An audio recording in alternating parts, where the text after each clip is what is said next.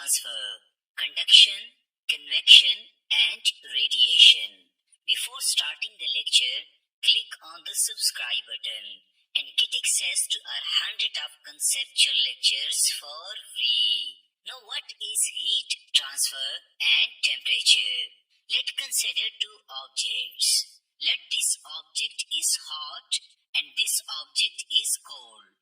The temperature of this hot object is 100 degrees centigrade and the temperature of this cold object is 5 degrees centigrade. This hot object possesses more heat energy than this cold object. That is why the temperature of the hot object is high than the cold object. Now, a natural process of transferring of heat energy or thermal energy occurs between these two objects. Heat or thermal energy from this hot object transfer to this cold object until both the bodies get equal temperature. For example, when heat energy transferred from hot object to cold object, then the temperature of hot object drops to 40 degrees centigrade and the temperature of cold object rises to 40 degrees centigrade. This state is known as a thermal equilibrium. Remember this important point which a lot of teachers skip and do not teach you. If two objects are in thermal equilibrium, it doesn't mean that heat energy doesn't transfer between them. Rather than this, if two objects are in thermal equilibrium, still heat or thermal energy transfers between them. But the net flow of heat energy is zero. For instance, if 5 joule of heat energy or thermal energy flows from this object to this object, then 5 joule of heat energy flows from this object to this object. Thus, the net flow of heat or thermal energy is zero, and these both objects are in thermal equilibrium. Therefore, remember that heat transfer is the flow of thermal or heat energy between two objects, while temperature only measures the amount of heat energy possessed by an object. Now let me teach you the concept of conduction or what is conduction of heat. Let's consider a very hot object and you suddenly touch it. Your hand feel the hotness or your hand may be burned. Why your hand feel hotness? The answer is that some of the thermal or heat energy of this object transfer to your hand. As a result, your hand get hotness. Now let's consider another case. If you keep away your hand from this hot object, does you feel the hotness of this hot object? The answer is no. Because in this case, your hand touched this hot object. There is contact between your hand and this object. While in this case, your hand is away from this hot object.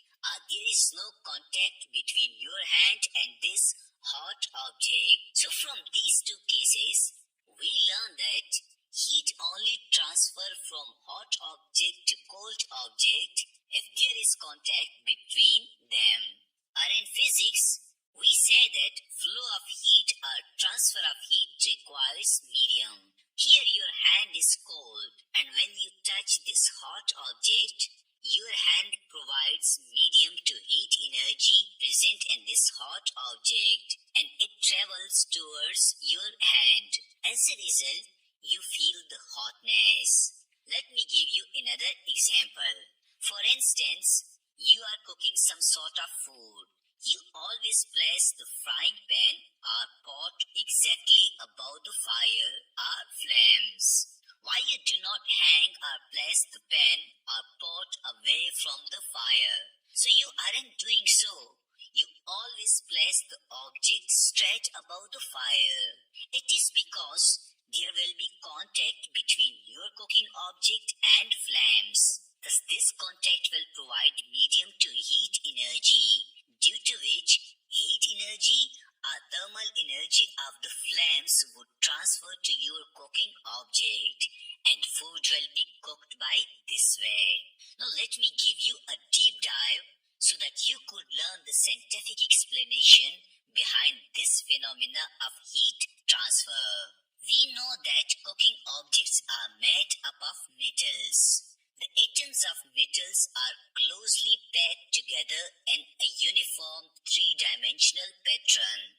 When you place this cooking object or pot made up of atoms on fire, the atoms of this object get heat energy and start vibrating vigorously. Now this atom will transfer heat energy to this atom, while this atom will transfer heat energy to this atom. Hence, by this process, energy will start flowing among the atoms and your food will be cooked. Thus, this flow of heat energy from fire towards the cooking pot without transferring atoms or matter is known as a conduction or conduction of heat. Remember that different objects conduct different amount of heat energy due to their nature of material they are made of. Let's consider these objects. This object is made up of iron, so its thermal conductivity would be large, while the handle of this object is made up of plastic or wood, while plastic and wood are insulators. Hence, thermal conductivity or current conduction would be minimum in them. Now, let me clear your concept about what is convection of heat. Let's consider if you place your hand slightly above the fire, you feel the hotness of fire. In the previous slides, we learned that heat energy was only flowing when there was contact between hot object and cold object. But here in this example, your hand doesn't touch the fire, means there is no contact or no medium. Well, the scientific answer is very simple. Do you know the word fluids? The word fluids means gases and liquids. We also know that gases and liquids are in random motion.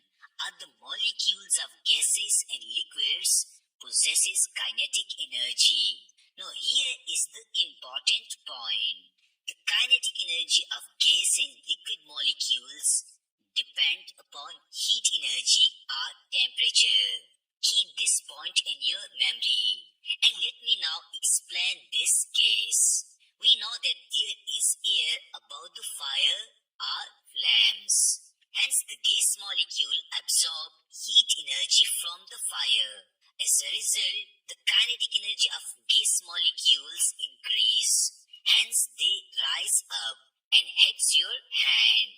Thus, your hand being cold absorb the heat energy from these gas molecules and you feel hotness.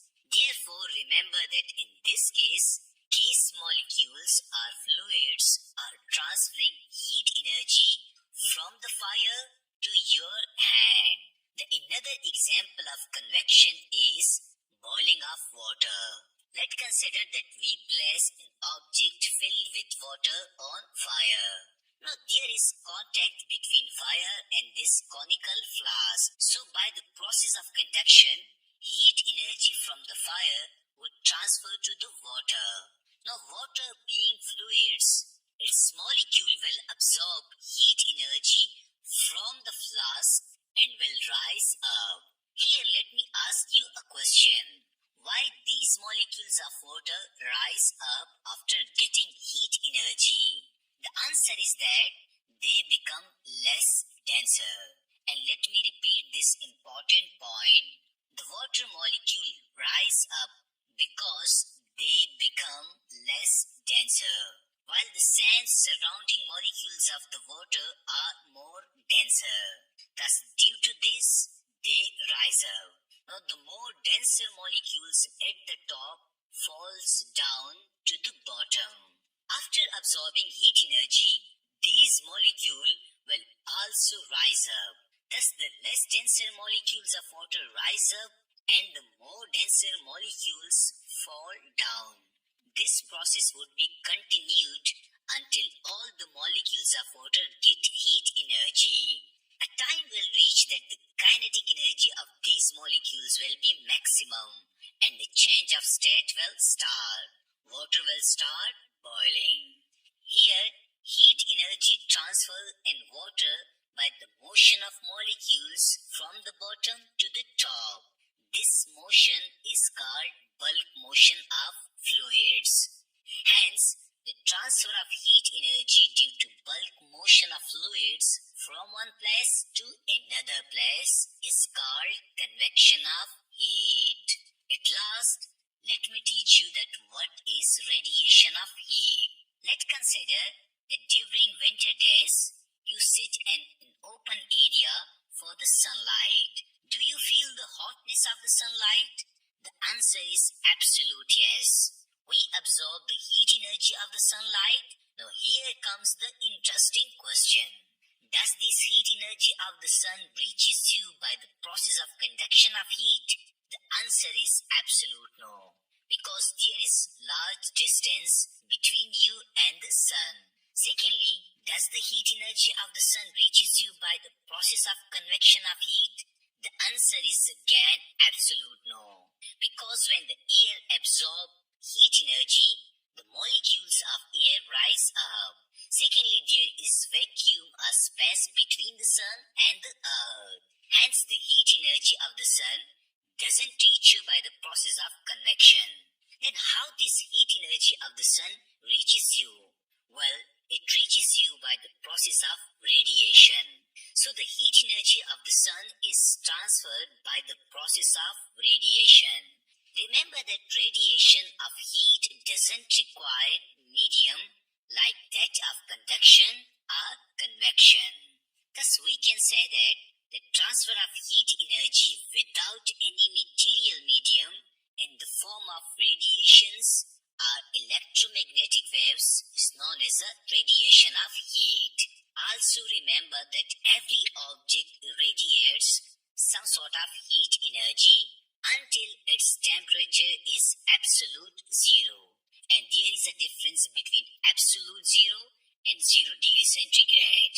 For example, you and I and everything around us radiates some sort of heat energy. Secondly, the higher the temperature of an object, the higher would be the rate of radiation of heat energy. So hot object radiates more energy than cold objects. At last, let me give you one bonus point. Remember that black objects are good absorber of radiation, like this t-shirt, while white objects are bad absorber or good reflector of radiations, like this t-shirt. In winter, people wear black color dress, while in summer, they wear light color or white color dress. I hope that you have learned the concept of heat transfer, conduction, convection and radiation. Thank you very much for watching this lecture.